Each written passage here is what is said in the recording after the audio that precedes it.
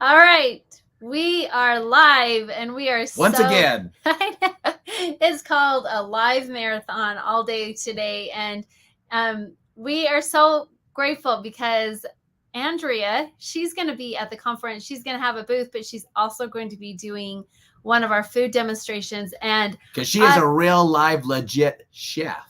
not even just a chef, she's Oh, a holistic chef. nice. And so I would say that going through one of your health journeys, one of the hardest things is to be able to know what to make and how to change things over. And you are an expert at that and to make it easy for people. So, Andrew, do you want to just kind of tell us who you are and what you're going to be doing and what people can expect? Sure. As he said, that I do work as a professional chef. I cook for people in their homes, but I also do a lot of education as well. And like you said, I realized I had a bunch of food allergies. And so I quit my full-time job and went to culinary school just to refigure out like how to eat Wow. gluten-free, how to be dairy-free. And I know that's like lots of people have dreams of like quitting their jobs and like going to culinary school or something. I did this 17 years ago. So it's been a little while, but it was definitely something I was passionate about. And I just knew I didn't know what to do. I didn't know how to eat. I didn't know how to make food still taste good. Right. So now I do it for other people. So my company So is is that called, your business? Is you actually make food, you go into their homes? And do I you actually do. make it in their homes or do you make it and then take it to them? No, I work as a more traditional chef where I go into people's homes. So the people that I cook for are their diets are a little more specialized, and I can't cook for a bunch of people at once. Oh, I okay. take on the people that can't have gluten and dairy and soy Just have and all kinds of food stuff. right, like, oh, and they can't have onions, and like there's something about garlic that like upsets their Right. digestion, right? So like I take the people that have all kinds of struggles and issues with their diet, and then I try and figure out how to put it into a menu and recipes that work for them. So I yeah, So right. you I put the can't puzzle together. I do. And I love it. It's like, that's perfect how you said that. I love taking this problem and figuring out how to solve it. And I do that with a combination of different food styles. Like I might borrow from paleo or from the Walls Protocol. I might borrow from AIP and I borrow or like raw food. It can be really great, especially during the summer. And it's dairy free and gluten free. And I might make a beautiful like cheesecake. And technically Ooh, it's are you raw, but doing that? Because I want the food sample of that. well, I am going to have samples. And so, as you said, I'm going to be doing a cooking demo and I'm going to show you some of my favorite swaps, my swaps for like how to swap out gluten, especially if you're new to this. You might not know, like, okay, I always put breadcrumbs in this, or there's always flour in this dish. How do I swap it out? So I'm going to be doing a cooking demo talking about gluten free. And then I'm going to have samples at my booth and I'm going to do some gluten-free like muffins and cupcakes, little bite size, maybe a chocolate, maybe a zucchini. So you can see, whoever comes to the expo can see like just how tasty it can be. And you won't Well, even these know the things, that's the difference. thing that people don't really get is because I think that they're used to going to the store and getting gluten-free stuff, which Oh yeah. normally isn't that good, right? And the problem is they put a lot of sugar in it because otherwise it tastes like cardboard, right? Yeah, But there's like, something very different about it having to be shelf stable yes, and for sure. sit And that's out. kind of the problem. That's what people think about when they eat that way, right? But like Liz, she makes a banana bread that is to die for. It is awesome, and there's no sugar in it. There's no flour. There's no. I Well, mean, well, there's it's no gluten, no gluten flour. You know, no different gluten things, flour. and it is really really good. But Yeah. you know what? She's played with it a little bit. She's just kind of tried it a couple of And different one thing times. that's nice about it is that sometimes we put on glucose monitors because we want to see. One thing is that when you are eating gluten free, it doesn't necessarily always mean that it's healthy. Very because true. it That's can. like vegan people that are say I'm vegan, but they're pounding a whole bunch of stuff that's not necessarily healthy, Yeah, right? gluten But And free. vegetarian. so when you are gluten free, you're consuming sometimes these things that are really spiking your blood sugars, you know? Rice flours And stuff so like that. we put on glucose monitors every once in a while to just kind of monitor how our levels are and what we eat. And one thing is like it's amazing to see what you eat, what it does to your blood sugars. Mhm. And what that brown, I mean the banana bread that I make, it doesn't spike our blood sugar levels. And so like here it is, it's gluten free, sugar free, all that kind of stuff, but it tastes so good and it's good for your body. Yeah. Are you combining a different flour? Like, are you using something other than like brown rice flour, like he was just saying? No, I'm not. I'm just using almond flour and coconut flour, and then I use eggs to bind it. You know, sometimes And then we put in the monk fruit for the Yeah. sweetener. Okay. Monk fruit's Yeah. a missing. That's a missing gem right there. That's and great. the bananas. Yeah, and the And bananas. almond flour and coconut flour have a lot more fiber and protein in them. They're a much less processed flour. And those are really, really great products to use. So it's so nice that you figured that out for yourself. That's why some people, I mean, a big piece of what I do with people is make sure that they feel good when they're eating. It's one thing just to say like, okay, I have to be this way. I have to be vegan and I Right. have to be gluten free. But do you feel good when you're eating that food? Is it actually solving the problem that you have? And if you have a food allergy, or even if it's not a true allergy, if it's just an intolerance, like something's not working Yeah, for your sensitivity. digestion, then there's something going on with your digestion. And just throwing a bunch of gluten-free products, gluten-free pasta, gluten-free crackers, like that's not going to make you feel better, because you need a little more support in your digestion than that. So I love that you guys got curious about what's happening with your glucose, to see like how is my body reacting to this food. So that's a big piece of, it's not just about, can I make gluten-free food for people or dairy-free or whatever? Like, how do they feel when they're eating it too? Do they feel energized and well-balanced? Is their stomach feeling nice and quiet and like not upset? That's a big goal I have when I'm cooking. Well, For and the people. reality is I mean, it's probably just because the way we were raised, because I'm sure if we were raised in another country or in the middle of Africa or somewhere, you wouldn't be used to having treats for everything. You know, it's nice to have that little treat, right? It just is. And to have it as a healthy treat makes it even better. Yeah, well, and have it when it's a treat. Have Yeah. it not. I know how to make a fantastic chocolate cake. I do not eat it every day. I don't make it every day. I have it maybe once a year on a birthday. I know how to make zucchini bread. I know how to make like really great chicken tenders. Like, but I don't make those every day. Uh, because just like you said, like it's not health food. But if it's your birthday, if it's a special occasion, it's great that we have these foods. Have those options as well. We have all the options. She makes an ice cream that is awesome. That is Yeah. really good, but we use coconut cream, Oh. fruit, and probably monk fruit. I think it's not that hard. Yeah, it's not very hard, and I put in some vanilla powder and stuff. But you know, and it's even like sometimes people will be like, "Oh, dairy free," you know. I don't know. Sometimes they don't like the almond milk, they don't like the coconut milk.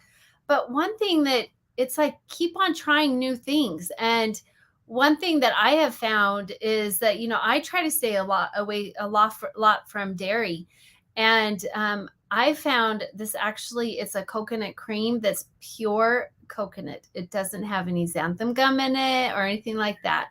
And if I want to have some milk, then I just water down that cream and I make it some milk with it, you know?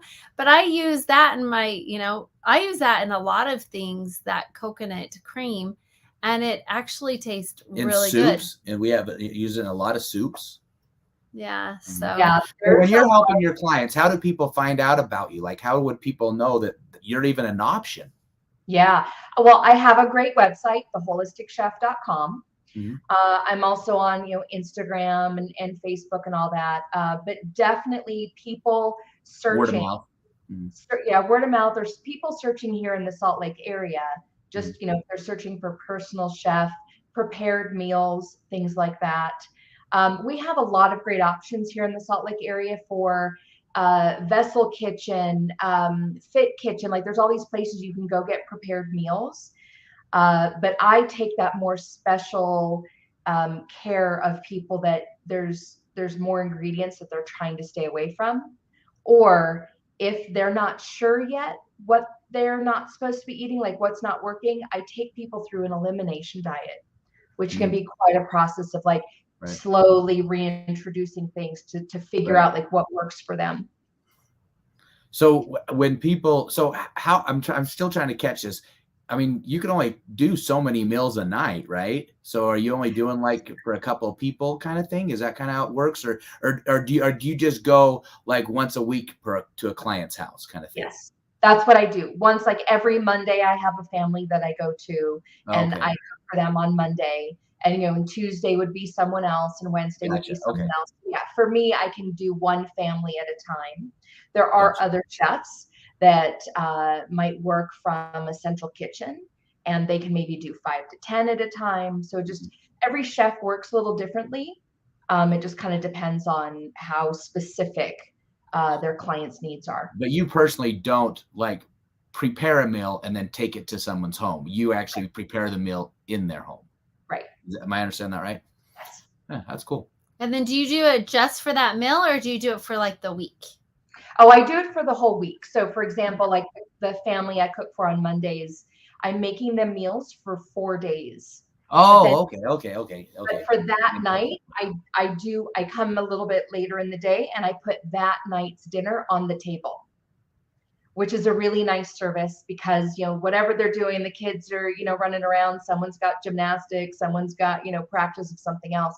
And so everyone comes together and I put that meal on the table, but then the other 3 meals go in the fridge and I leave them instructions and everything. And then it's just all ready for them to pop in the oven, warm it up, and serve it themselves. Sorry, I was chuckling because the other day our son made Sunday dinner, and that was like his first time making Sunday dinner, and he just wanted all this praise. And Liz is like, "What the heck? I do this all the time." I do this constantly for all of you. Yeah. So when you're saying you're making the meal, in the back of my head, I'm like, hey, Liz would love that.